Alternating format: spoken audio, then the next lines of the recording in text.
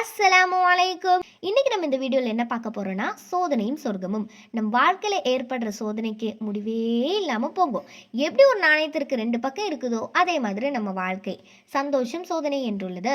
நம் வாழ்க்கையில் நமக்கு ஒவ்வொரு டைம் ஏற்படுற சோதனையும் ஒரு முடிவுக்கு வரும்போது அல்ஹம்துலில்லாஹ் என்று கூறுறோம். இதை தான் அல்லாஹ் குர்ஆன்ல சொல்றான், இன்ன மஅல் உஸ்ரி யுஸ்ரா, கஷ்டத்திற்கு அப்புறம் சந்தோஷம் உள்ளது. அதே போல் அதன் பிறகு மீண்டும் ஒரு சோதனை வரும். சிறிது காலம் கழிச்சு அந்த சோதனை தீரும். இப்படி நம் வாழ்க்கையில சோதனை இல்லாம இருப்பதில்லை. இதை தான் அல்லாஹ் குர்ஆன்ல அல் பக்ரா 155 ஆயத்துல சொல்றான், உங்களை ஓரளவு பயம் மற்றும் பசியை கொண்டும் செல்வங்கள் உயிர்கள் மட்டும் விளைச்சல்களை குறைத்து சோதிப்போம். பொறுமையாளர்களுக்கு நற்செய்தி கூறுகிறார்கள்.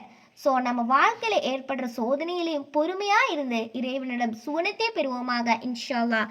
அஸ்ஸலாமு அலைக்கும் வரஹ்மத்துல்லாஹி வபரகாத்துஹு.